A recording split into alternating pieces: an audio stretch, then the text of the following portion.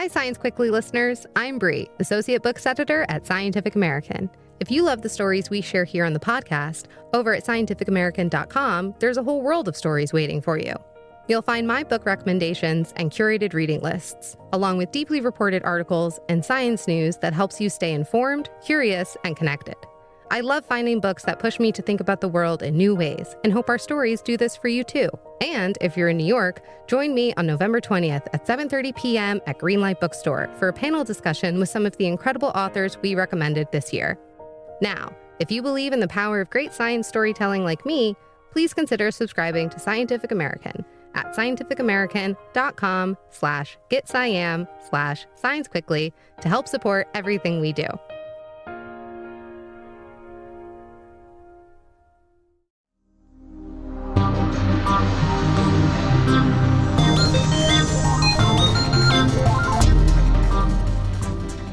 For Scientific American Science Quickly, I'm Rachel Feltman.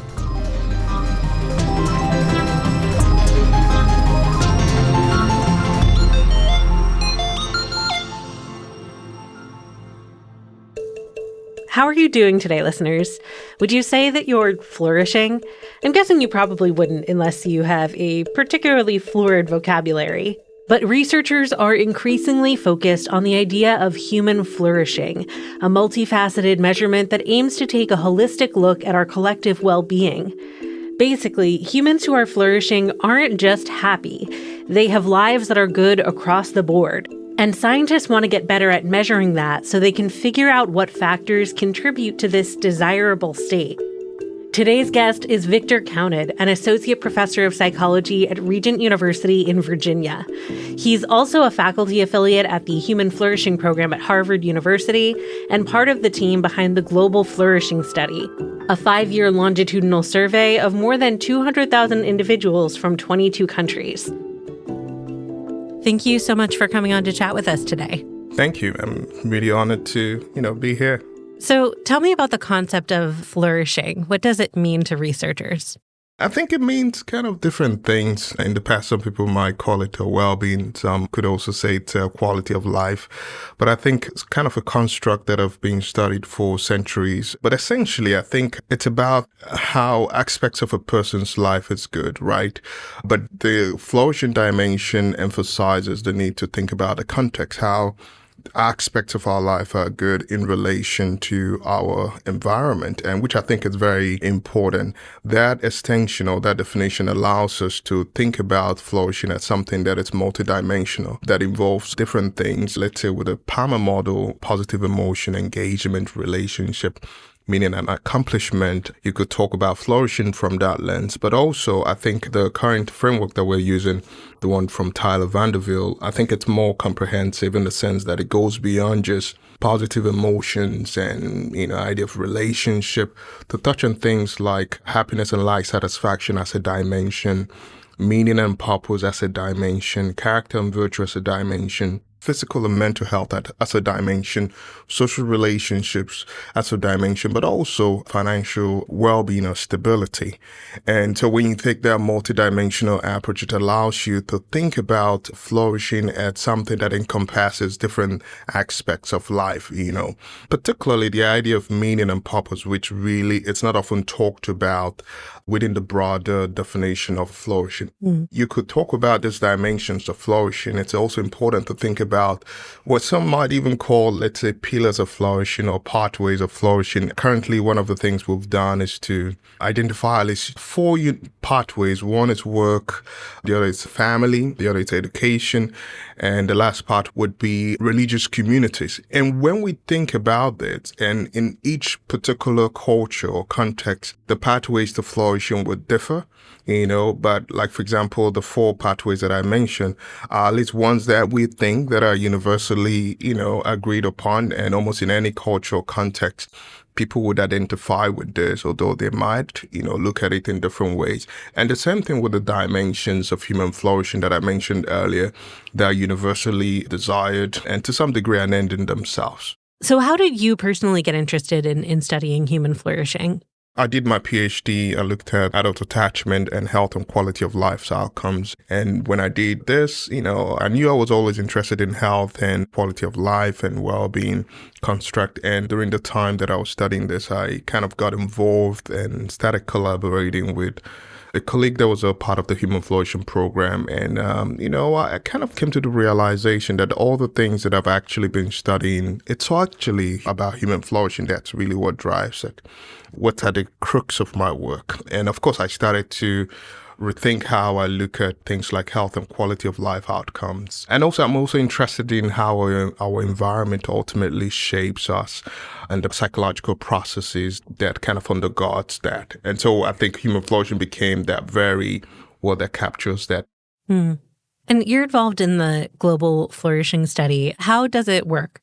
So essentially, it's a 5-year study. We have almost about over 200,000 participants from 22 countries. And the interesting thing about it, these are nationally representative samples across 22 countries. And the plan is we're working with Gallup to collect this data. We've just collected Wave 1 data, and the papers for Wave 1, it's already out. And we're currently with the Wave 2 data as well, it's also out. We have a team of about 40 plus researchers from different disciplines and cultures and institutions, but mostly the project is hosted by Baylor University and Harvard Human Flourishing Program, a team of scholars, the brightest mind from around the world, and just, doing, I think, one of the biggest social science research in modern history. I think it's been wonderful. And of course, I would be remiss not to mention Tyler Vanderville and Byron Johnson for their leadership in the project itself. So it's been incredible. Yeah. And were there any surprising findings in your first wave of results?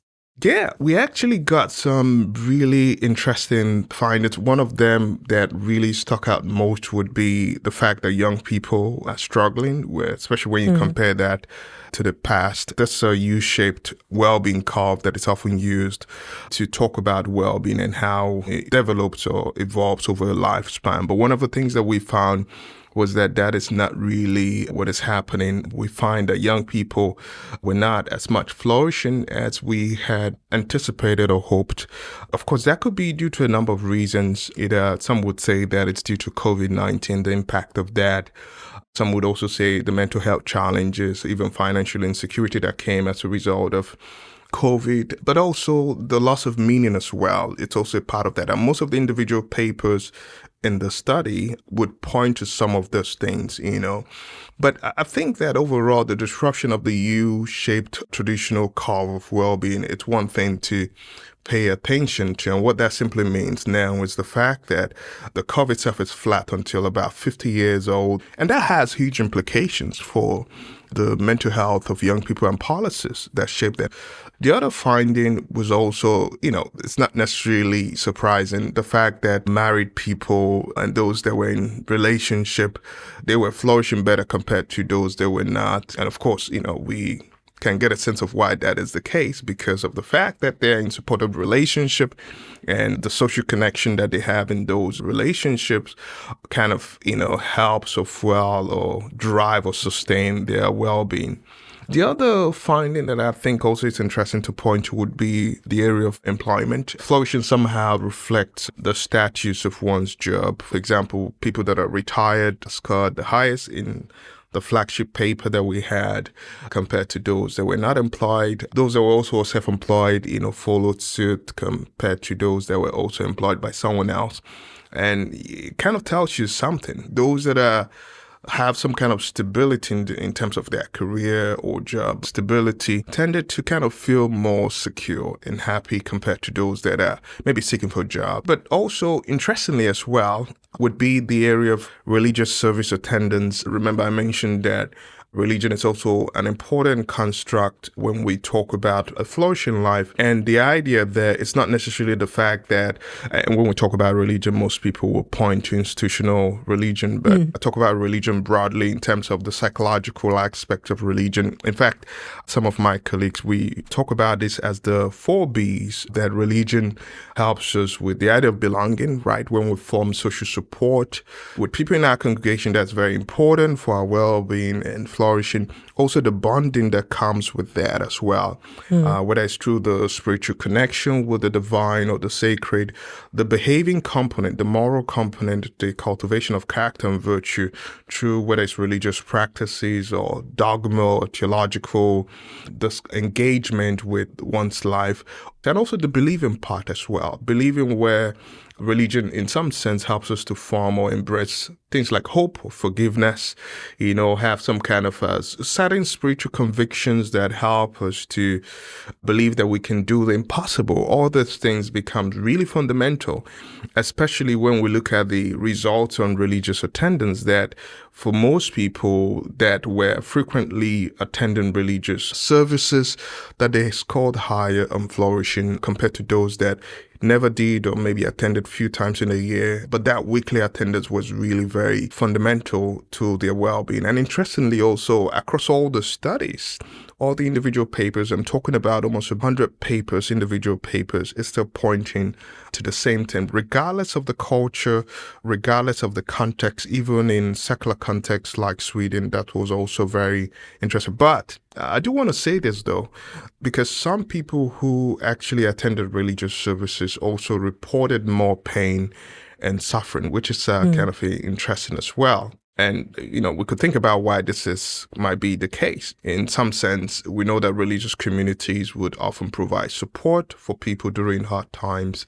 And most people are drawn to whether it's a religious community of faith because they are seeking some kind of relief for their suffering or pain. But also, theologically, for most people, the way they conceptualize suffering, it's also very different as well. Suffering could be something that is part of an embodiment of one's faith, So the fact that they are suffering doesn't necessarily mean they're not flourishing, if that makes sense.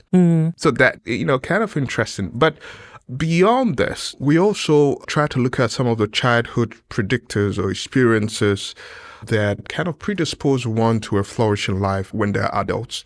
Of course, people that had excellent health at a very young age, we noticed that they were flourishing as adults. Again, people that were attending religious services at a very young age, at the age of 12, for example, were flourishing as adults. People that had good relationships with their mother or their father, we saw them flourishing as adults.